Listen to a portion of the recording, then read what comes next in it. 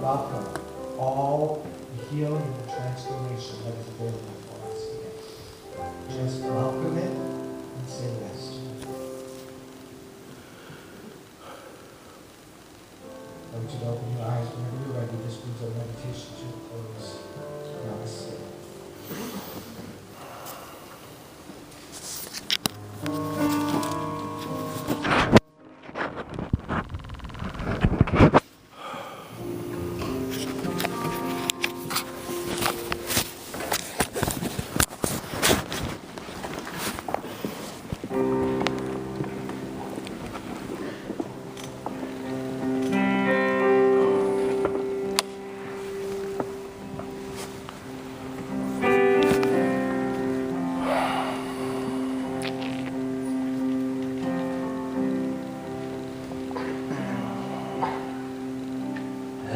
All these years, God, what have I done?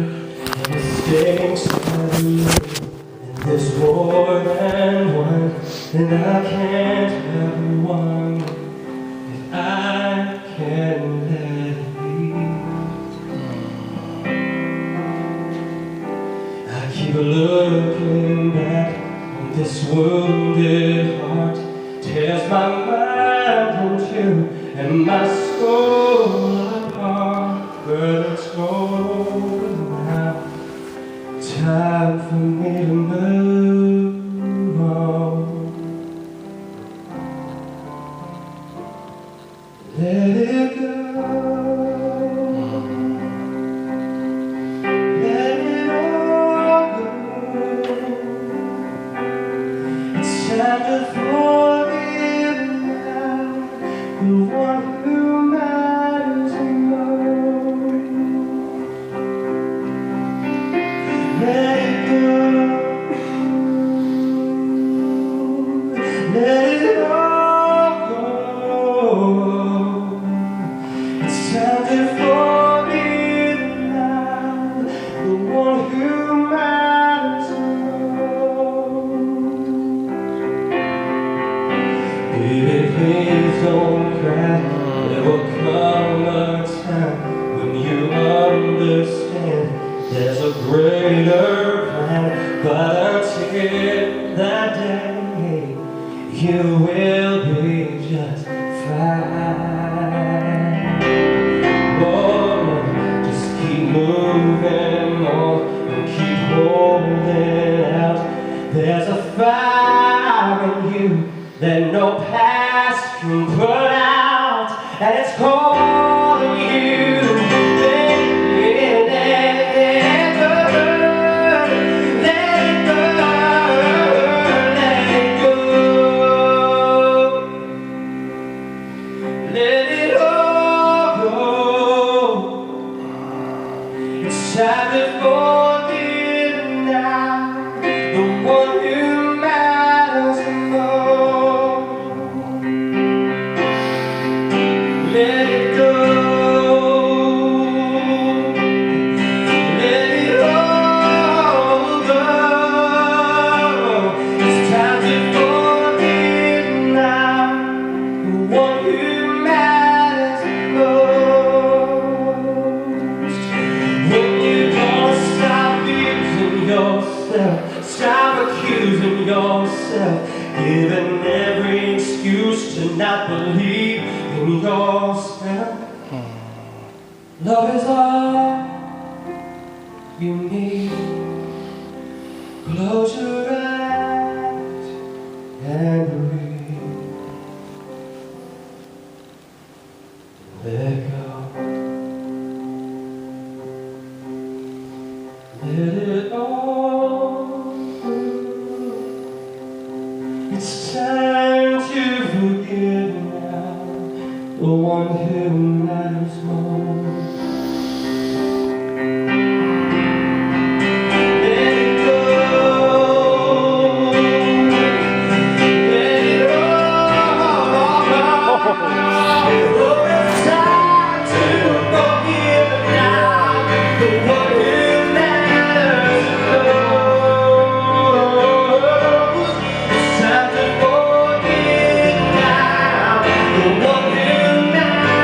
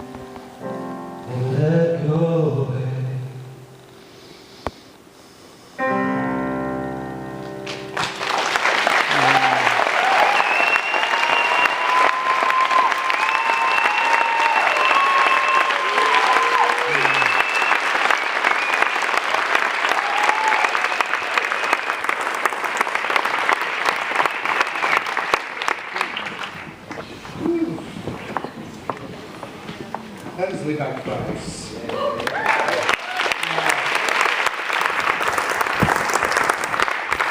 Many of you know this, but if you don't, he's a Tony Award-winning, very accomplished singer, actor, and world-recognized songwriter, and we're just blessed to have you here. Yeah.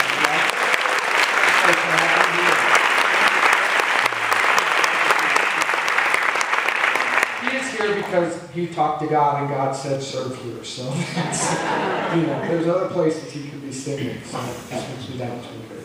So take a breath. A nice somber energy here that is good. It's good. Because we're here to talk about self-forgiveness and to really allow ourselves today, almost all the way through our prosperity series, to just pause and to grow downward. We're real good at Bodhi at, possibility, you can do it, believe and achieve, and I love those things. I mean, if you know Enneagram, I'm a 7 on the Enneagram. I'm at the front row of all that stuff. I love possibility. I love it. And we all, at times, need to just pause and grow downward, which means take stock of what's real, take stock of what's happening in our lives, and through the power of forgiveness, let go. Let go, because as I talked last week or the week prior, the skinny cow story, if you haven't heard it, please listen to it. Very often there are things that we're holding on to, ways of being and believing, actions that we're taking, sometimes relationships, that are blocking us because we're not looking. We have a knowing in our gut that something's not right or something needs to be adjusted. But if you're like me, do that. Yeah, I hear you. And I push it aside. Because there's a part of me that wants things to be a certain way. Some would call it control. I just think it's a good idea.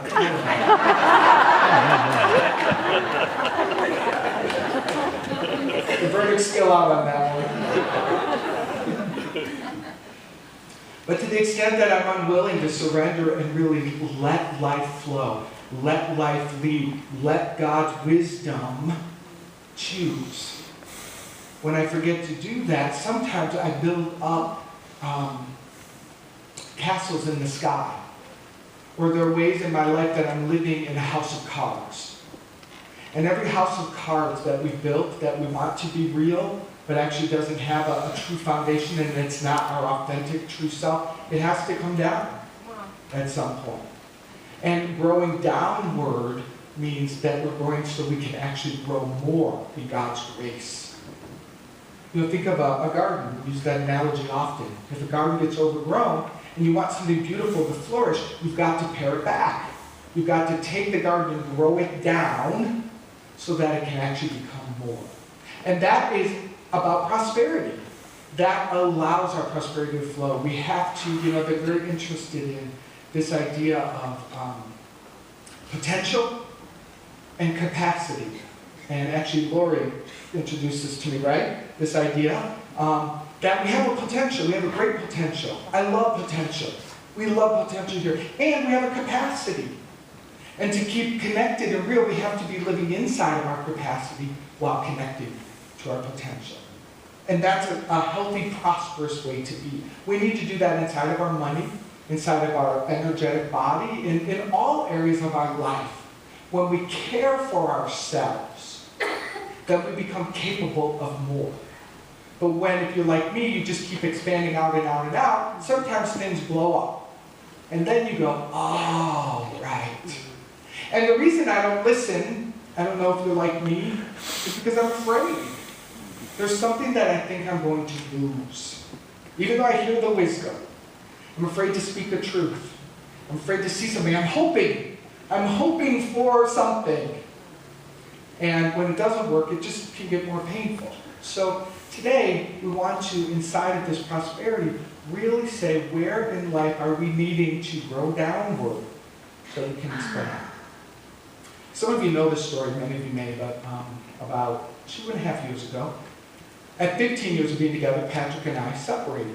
We had been growing apart, and not speaking and not knowing how. And I know for me, I can only speak for me, wanting it to be different, but afraid to say what was true and afraid to share some things. And the fear got worse and the hiding got worse, and we just got separated. And I was in so much pain, but I would have given my arm instead of giving away this relationship. But the day came when I just couldn't take it, and I literally got on my knees. And I said, Holy Spirit, I can't stay, I can't go, I can't fix this. I couldn't even speak about this to friends, I was so afraid. But I finally let it go, and with a couple of days, we separated. And we separated for good. We thought we were done, thank you, and, we handled it, and we're trying to go on our ways. And during those months, it was very challenging and painful, but it was a close walk with God. And then a miracle came where we were brought back together. But it was brand new, and I knew I didn't do it. I knew that God was in charge, because when I let it all go and really placed it on the altar, I kept my hands off of it, probably for the first time in 13 years. And Spirit got to have His way. Now, let me say, we came back together, had we not, there's no love won. Love won, no matter what the outcome was. And love wins when we let God lead. When we let God lead. But in my particular case, we came back together. And the transformation for me is unbelievable. The relationship that I have, that I love so dearly, is just mind-boggling to me. How much I love Patrick Ziegler as my partner is good.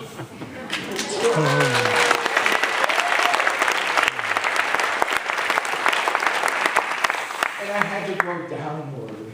I had to let it go so that something new could be born. No matter how scary it is, that's what we're called to do. That's the spiritual path. That's the journey that we're on. By the way, people always ask, well, what happened? What happened? I'm like, I don't know. I don't know the details. Patrick may have a particular, he's better with well, he called and we called and how it happened. I just know God did it. That's what I know. I keep it really simple. God caused this to flourish. This is possible for you in every area, whatever area you're in. Where do you want to prosper? Let it go. Forgiveness is the practice that we call upon. Because if we're not activating compassion and unconditional love for ourselves, then there's just remnants of shaming or blaming or just things that don't work. We don't get the full transformation. So self-forgiveness activates love.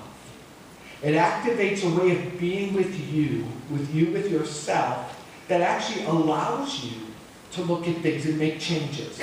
Self-forgiveness must, when it is really activated, must cause something to change.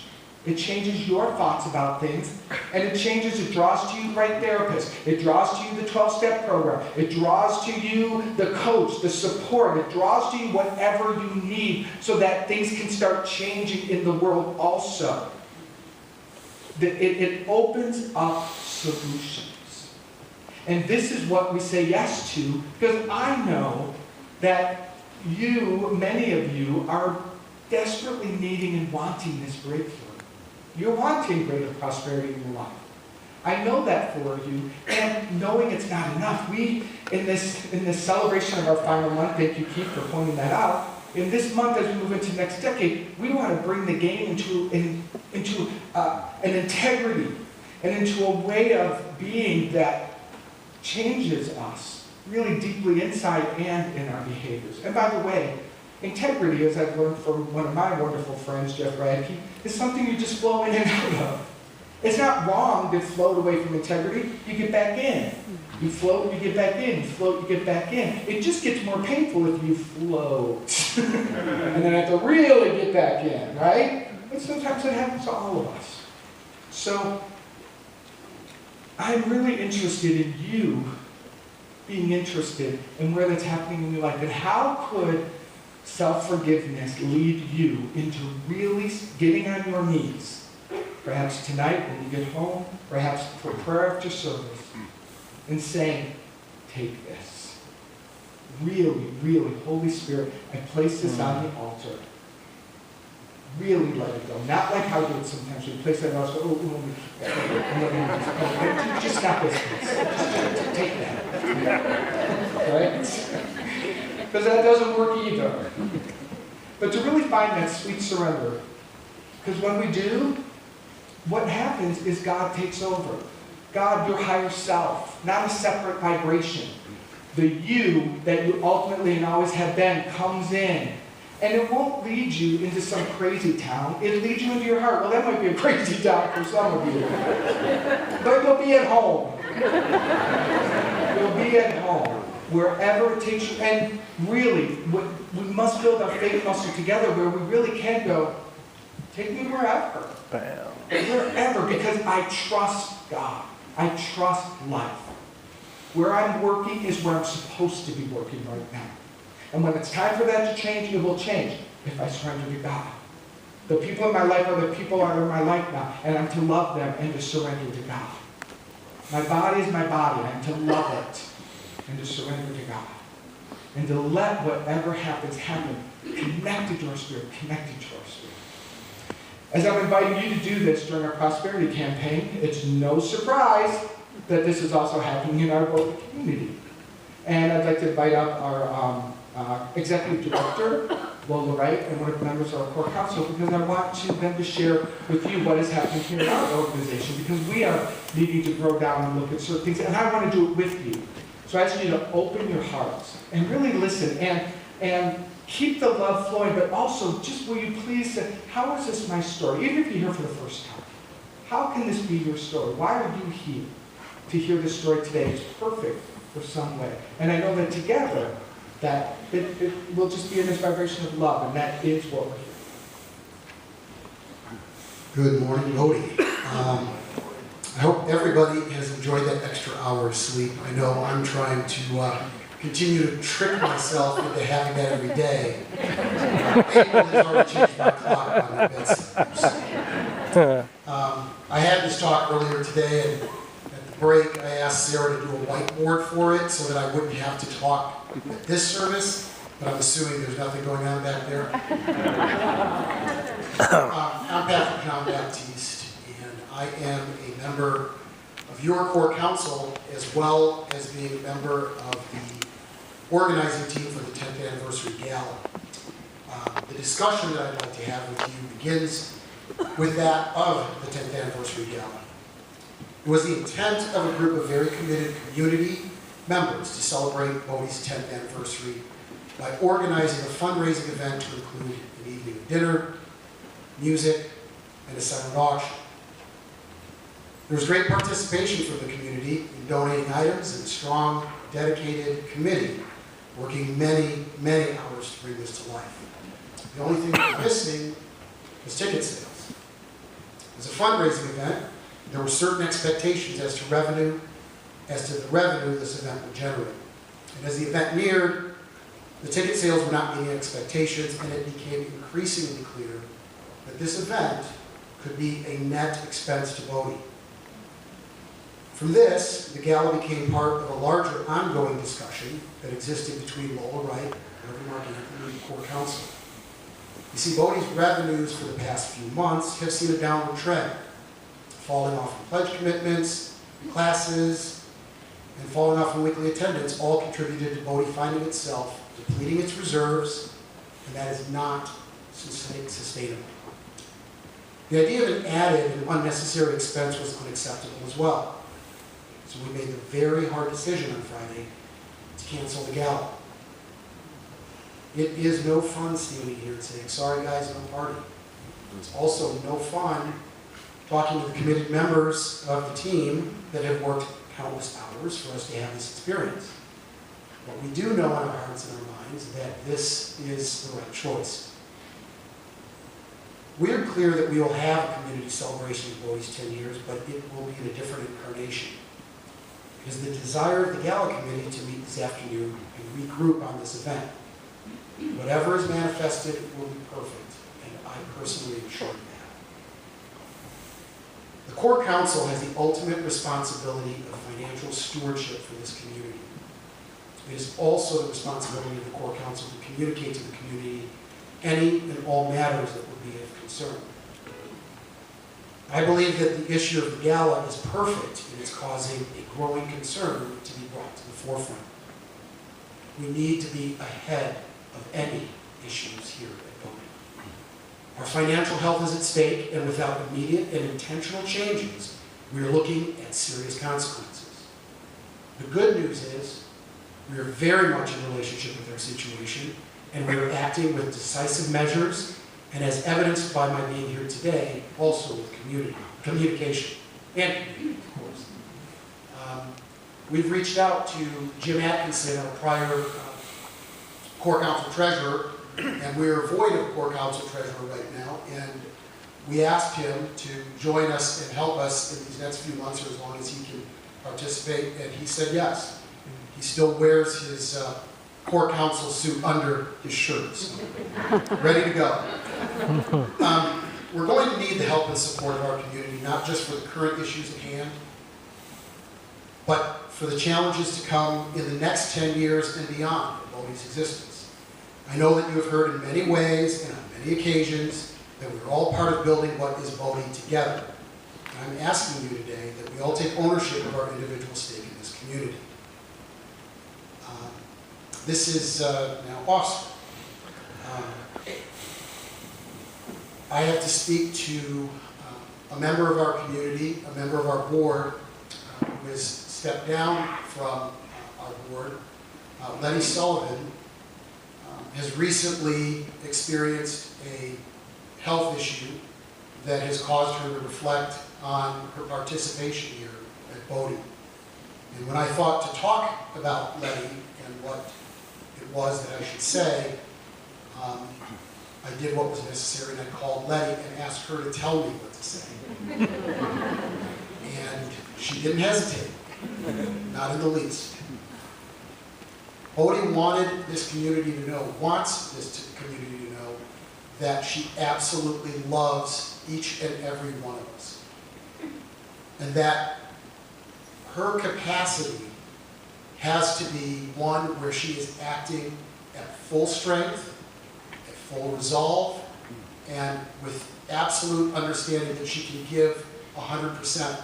And as I talk to her, 120% is really what she gives, even though we all know it's mathematically impossible. So I want all of us to know that that is her desire. It is her desire and her words that she needs to step aside to allow people who have the strength to help lead and to help move this organization in a forward way to be able to do that.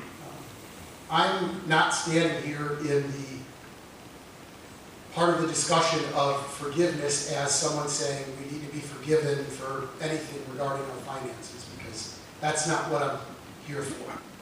And Mark's talk, if anybody knows, when we have a series, they're all sequential, and today happened to be the day of forgiveness. My request is that I am asking for help. I know this story personally, and I know that when you ask for help and you allow help to be given is when you can actually make things change. So that's what I'm asking for from this community. I'm asking for leadership. We have spots on our core council. I really have no problem with people committing for a limited amount of time, with expertise, with help, with thoughts, with services. I got a lot of that after the last service. And so with that, I just want to leave you with that thought of anything, even if it's written on a scrap piece of paper and dropped off anonymously somewhere, help us come up with ideas and thoughts. And to speak to some of the details around our finances, because I know you have them, and we have scheduled, so take out your calendars, we've scheduled a meeting on the 17th of November for details, for hard questions, for good answers, and materials for you to have. It's on the 17th. But right now, Lola would like to share with you some of the particulars of what I was talking about. Thank you. So you've been very generous, and I'm grateful, and I'm going to ask you to be more generous with your listening, because I have a lot to say. As Bodhi's Executive Director, in partnership with Reverend Mark Anthony and the Core Council, I am accountable for the financial management of this organization.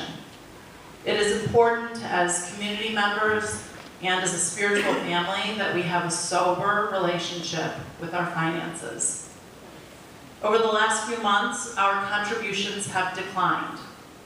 Our current 3-month trend is now $53,000, which is considerably lower than what was pledged and budgeted.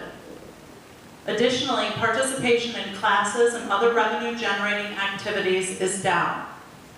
The reality is that our average monthly expenses require a higher level of giving and a higher level of participation. Currently, our monthly expenses are $80,000, with the decline in overall participation ranging from classes to giving. We have depleted our reserves. Our annual budget was designed on 80% fulfillment of pledged dollars for 2013. We are actually collecting 70% of pledged dollars. When we budget to 80%, it is because we expect some degree of community turnover. It is not because we expect people not to fulfill their pledges. We are now operating Sunday to Sunday, or paycheck to paycheck. It is important that you do know all of our bills are paid. We are not in arrears on anything. Over the last several days, our leadership has had long and at times very difficult conversations. What I know for sure is that we are a body of leaders that are 100% committed to building this community on solid ground. We are working swiftly and will continue working swiftly over the coming weeks to bring our expenses into alignment with our committed giving. We are taking action. We are reducing expenses. We are focusing on increasing attendance, participation, and membership. And we are engaging with the community to achieve a high level of pledge fulfillment for the remainder of this year. We are a spiritual family, and together we must and will create healthy and sound financial resolution. I honestly feel like this is a very exciting time for us. While we are experiencing a significant cash crunch, I could not be more inspired by the candor and the discernment that is occurring at Bodhi.